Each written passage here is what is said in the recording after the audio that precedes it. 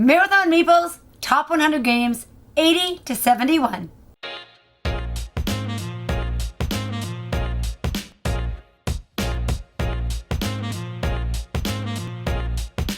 If you want to watch the series or any of our other videos, hit subscribe. Our first game, number 80, is Twas. This is a game that we play at cons. We don't actually have a copy ourselves, but we love the fact that you are in France trying to organize the city of Troyes. You have a group of a segment of the population that you are controlling, and you are drafting dice, you are playing cards. It is an extremely interactive game because you can steal dice from other players, you can bump them out of actions, and you are dealing with 4 different areas, and each area kind of has a little element of area control to it as well. Yeah, it's a great old school Euro. Maybe it's the art style that makes me think it's more old school than it is, but I think it's over 10 years old now. Great interactive Euro. Love it at higher player counts. We'll never turn a game of it down. 79, Canvas.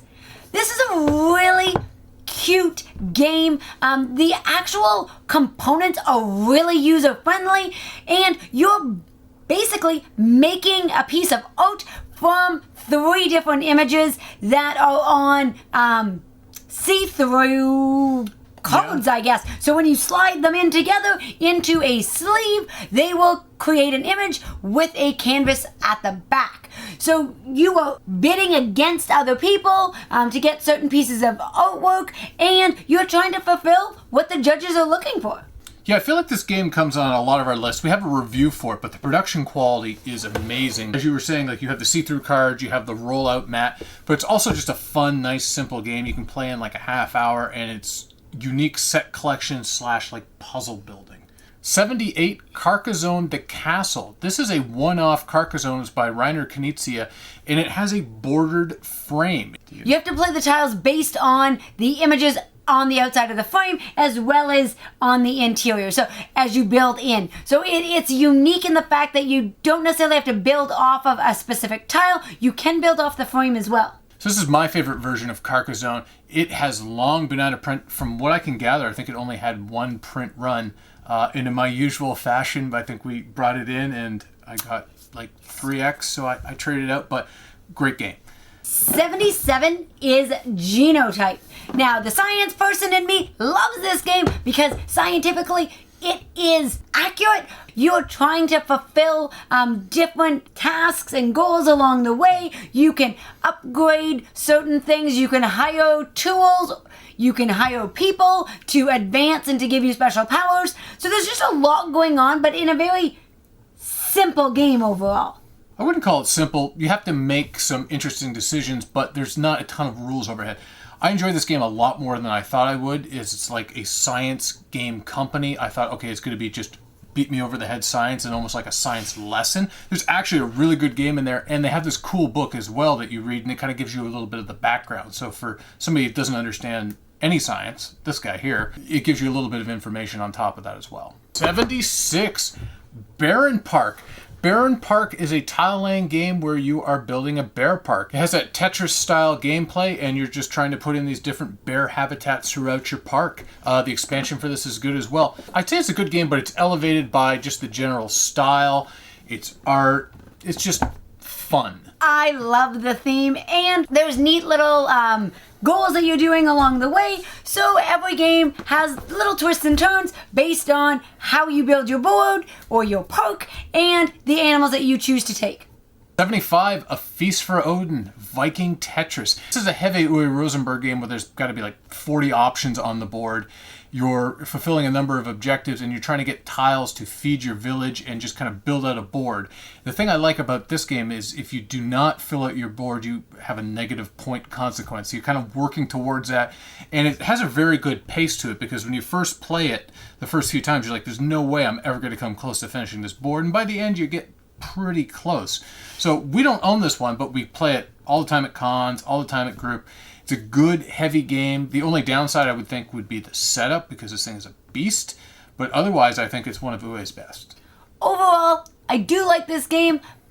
I find, though, with the fiddly setup and the other aspects of the game. Sometimes there's a little bit more competition for certain tasks that I want to do. There's just other games that I enjoy playing more. Is it a theme that you don't really love, or? And to be honest, it's Vikings. It's not the top theme on my priority list. Well, her top theme will be coming up in a couple in this video, so you'll see it. 74, the Enemy Coast Ahead system. This is a solo war game by GMT Games and by Jeremy White. I'd say my favorite game in the series is the original, which is the Dam Buster raid. You're basically playing a solo game on a map, and you are trying to drop bombs onto like a German hydro dam. Very thematic. There's a lot of dice rolling. I know it sounds a little dry, and for some it might be, but I think it's one of the best solo games out there, and Jeremy White and GMT, that combination is pretty untouchable when it comes to solo war games. And I can honestly say, it's a brilliant game to have in the house, because I hear solo war game, I hear free time for Lisa. Free time for Lisa, okay. 73, Race for the Galaxy. Race for the Galaxy is a great game. I think it's got to be pushing 15 years old now. And it's a great game at lower player counts, and it's a great game solo. It's kind of one of those original games where you try to think about what your opponent's going to play so you can maximize your turns. I'd say it's almost recommended gaming if you're really getting into the hobby. Sometimes it's good to kind of go back and play some of those real classics, even if you've never done it, like the Race for the Galaxies, the Power Grids, those really strong Agricola, those games that are just kind of made the new modern hobby. Number 72. As Matthias said, my favorite theme, it is Disney, but it's actually the codename system. That is 72. I just absolutely adore the Disney variety. We do own several of these games. We have the Disney, the Harry Potter, and the original. They are great games when you have several couples over, especially if everyone's not a gamer, because you can put them on a team regardless and they can participate. It's a great gift game. I remember the first time we were at Board Game Group and somebody pulled out, everybody want to play this party game, and I'm just like, no, I'm no fun police, and I'm not a big party game guy. But we played it, I'm like, wow, this is really good. And it kind of makes sense because the designer, Vladi Chavato, has done a ton of great games, primarily, at least one of my favorites, of Mage Knight. So he has a board game pedigree, and then he kind of just walked it over to party games. So I think this would be my favorite party game. 71. It's the Chronicle of Crimes series. So there's 1400, 1900, 2400. My favorite personally is 1900. I can really wrap my head around the mystery cases. So here you are using an app. We always mirror it to our TV, so you can examine the scenes, you can maneuver through the cases, and you're solving a mystery. So who doesn't like a good murder mystery to solve? Yeah, I like the Chronicles of Crime game. There's also like a standard kind of in modern time version of it as well. I didn't think I would like the apps to begin with. I'm like, I'm staring at a screen all the time, and I play board games. But the app actually adds quite a bit.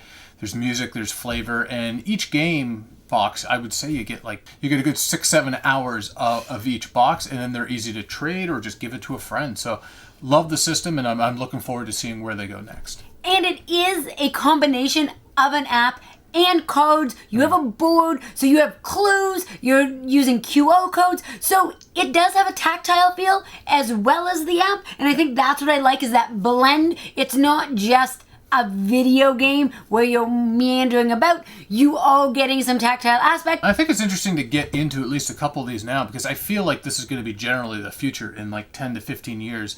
Most games are going to be kind of like a mixture of like whether or not we've been playing on like photographic tables or whatnot, right? So it's just interesting to see, okay, I remember back when the apps and the games first started getting together. So it's just interesting to see where they are now, and then we'll see where they go. Absolutely. So that was 80 to 71. If you want to watch the rest of our series, please hit that subscribe button. And that's all for Marathon Meeples.